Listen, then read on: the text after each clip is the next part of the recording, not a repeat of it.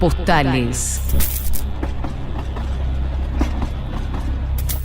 del Gran Buenos Aires. Las bananas en venta, mantecosas traigo, señoras, traigo papas, cebollas, vendo. Un podcast de la Universidad Nacional de General Sarmiento. Las calles de Buenos Aires ya son mi entraña. No las ávidas calles, incómodas de turba y ajetreo, sino las calles desganadas del barrio, casi invisibles de habituales, enternecidas de penumbra y de ocaso, y aquellas, más afuera, ajenas de árboles piadosos, donde austeras casitas apenas se aventuran, abrumadas por inmortales distancias, a perderse en la honda visión de cielo y llanura. Fragmento de Barrio Reconquistado de Jorge Luis Borges. El barrio, capítulo 1.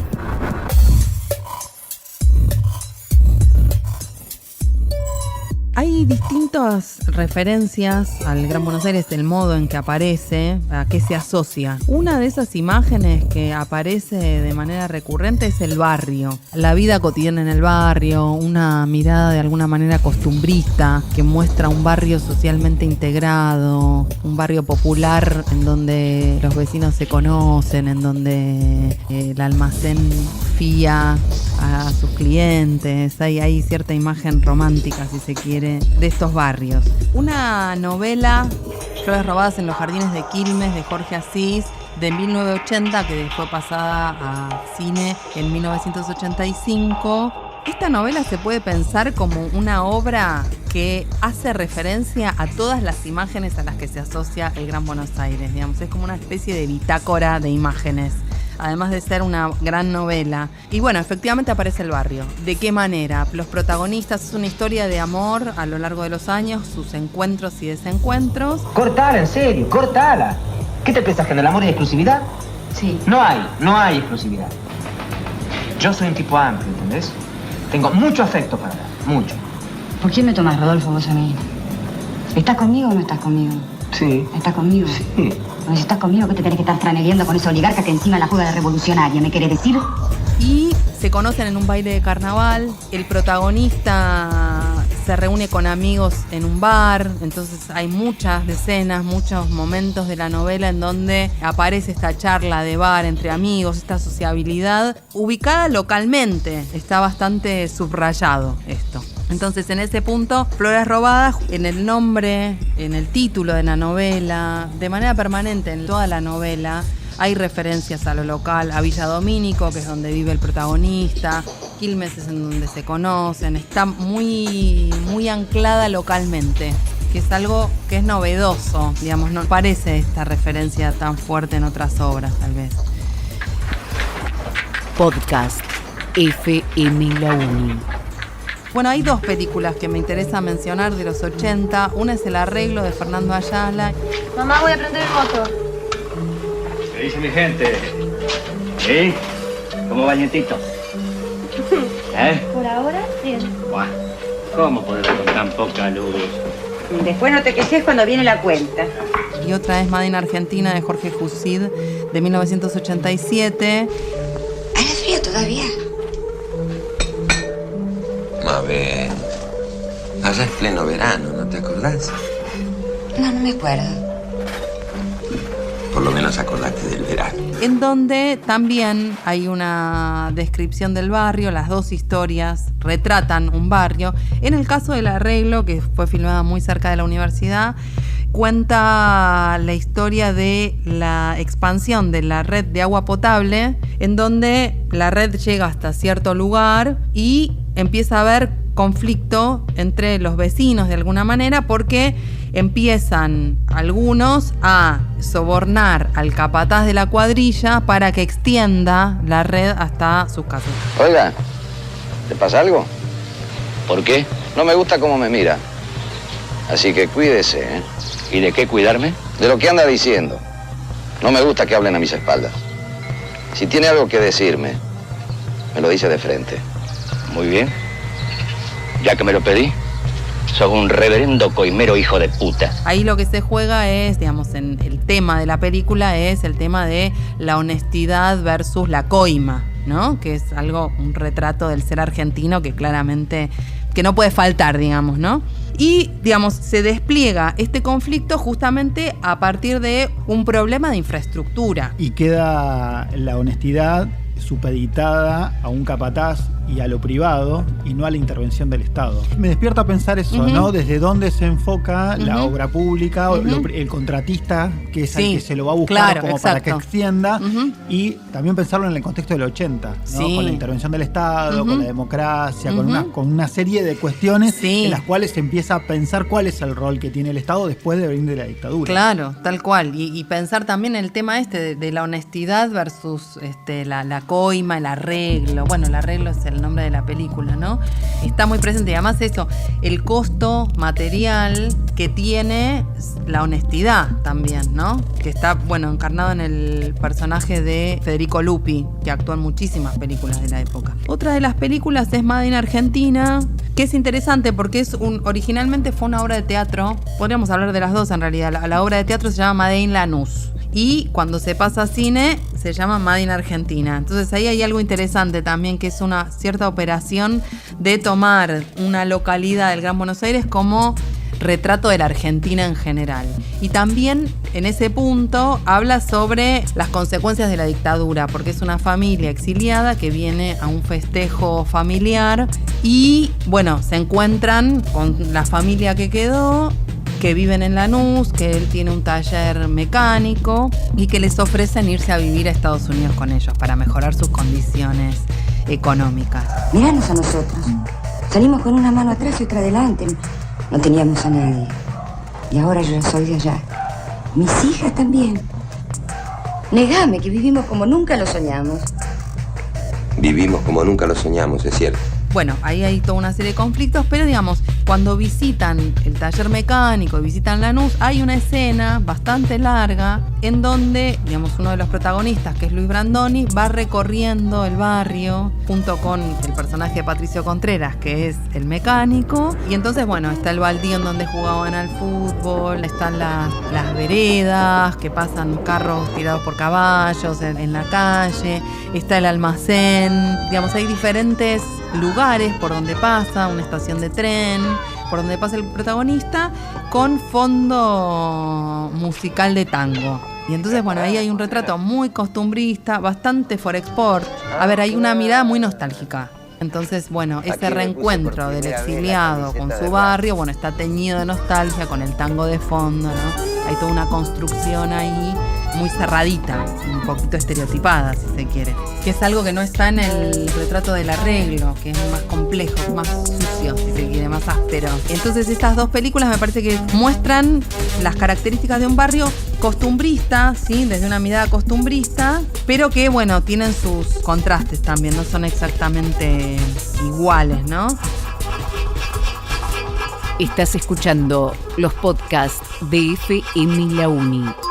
Hay otras dos obras que me interesa mencionar que retratan la zona norte del Gran Buenos Aires. Una es una novela de Graciela Montes que se llama Historia de un amor exagerado, de 1987, y la otra es una serie que seguro te acordás, Clave de Sol. Clave de Sol. En La Lucila. Exacto, que fue una serie televisiva que se proyectó entre 1987 y 1990. En el caso de una historia de un amor exagerado, transcurre en Florida y entonces, tiene varias particularidades. Una es que es una novela infantil, lo cual, ya, digamos, dentro de esta batería de obras es algo distintivo. Y por otro lado, que retrata en general, hay algo que ocurre con el Gran Buenos Aires, con el conurbano, que está automáticamente asociado a sectores populares, ¿no? Digamos, es como una suerte de automatismo que hay, que salvo cuando se retrata la vida en los countries y barrios cerrados, es algo que en general suele ser así.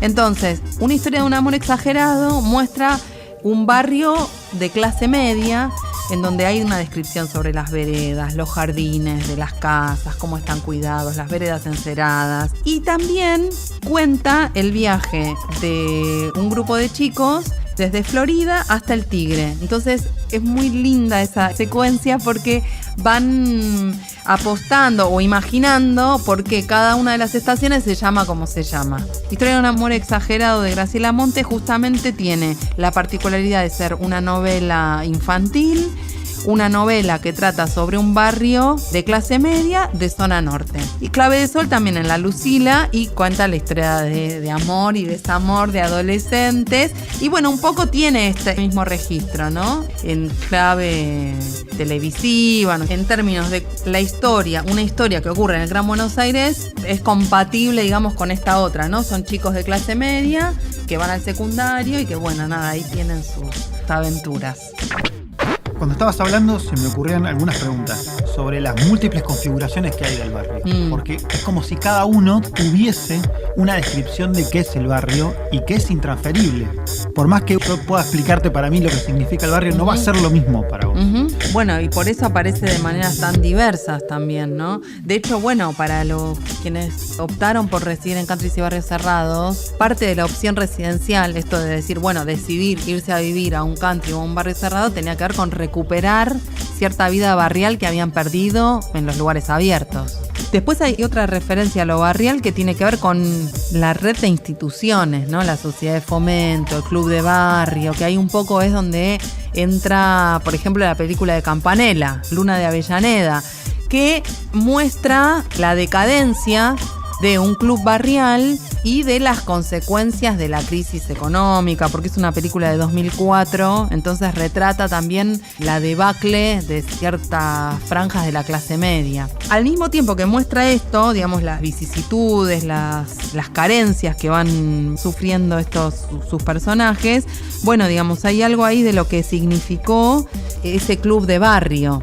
De alguna manera, bueno, ese rol de integración, como fue la escuela, la plaza, ¿no? Otros ciertos espacios de vida común, que bueno, digamos, le daba vitalidad a esa sociabilidad. Sí, y que eran instituciones que muchas veces estaban sostenidas por los mismos vecinos, que eso si vos lo trasladás a la vida dentro del barrio cerrado, después se empieza a monetizar en el caso de que cada actividad debe ser pagada por cada uno de los integrantes. Se empieza a perder un poco eso colectivo que tenía sostener el club de barrio, sostener una actividad donde también había un vínculo entre vecinos, se generaban otras instancias.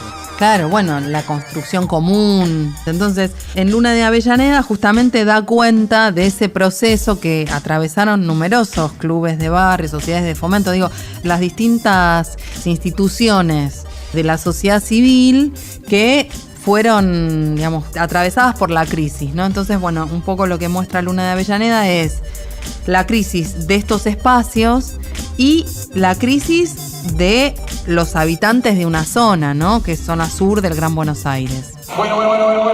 Fuerte y grande ese aplauso. Fuerte y grande como el Luna de Avellaneda.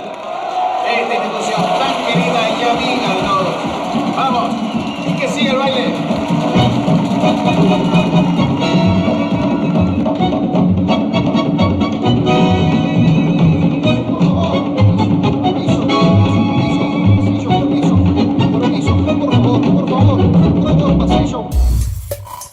Postales del Gran Buenos Aires. Y en relación con algunas historias de clubes, hay una película de 2014 que se llama El 5 de Talleres, en donde cuenta la historia de un futbolista amateur que se retira del fútbol. Me parece que a fin de año me retiro.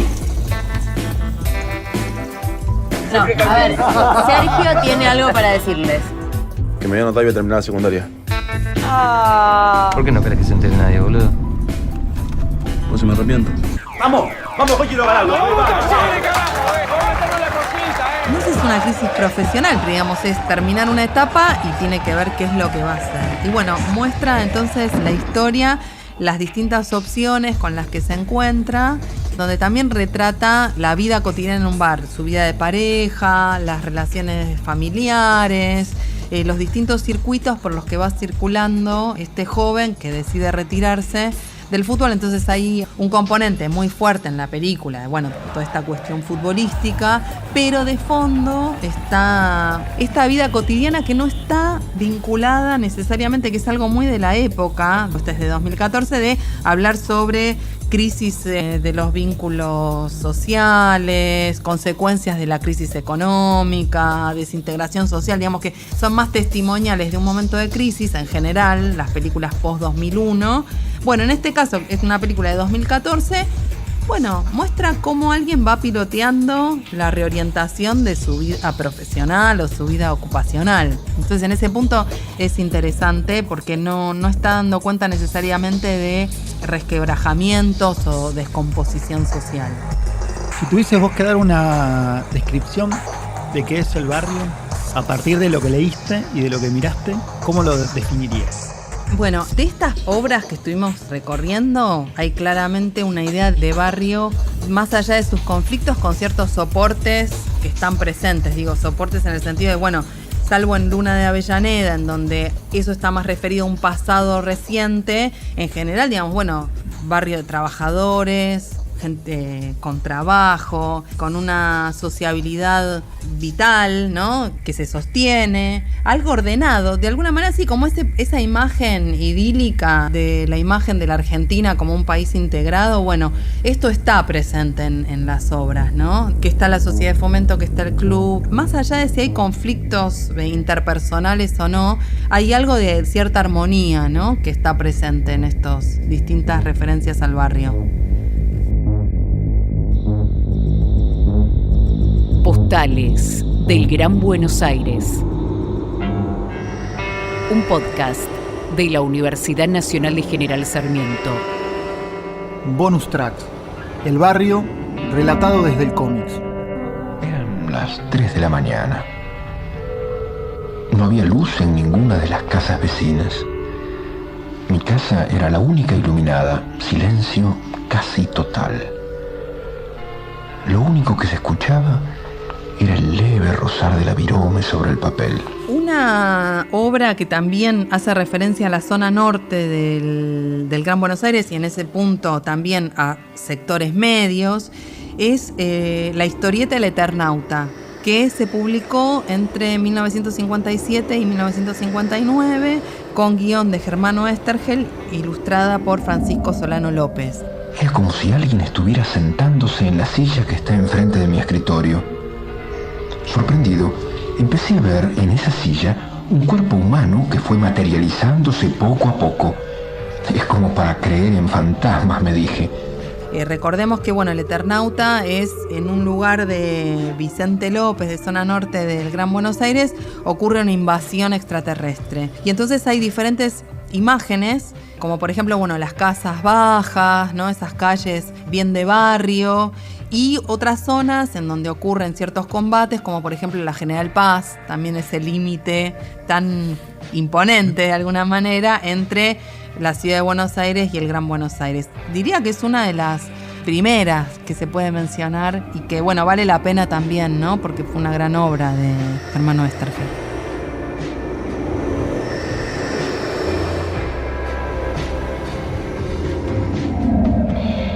No es fácil decirlo, podría darte cientos de nombres y no te mentiría. ¿Sabes que alguien del siglo XXI me llamó El Eternauta? No sé, soy una especie de navegante del tiempo.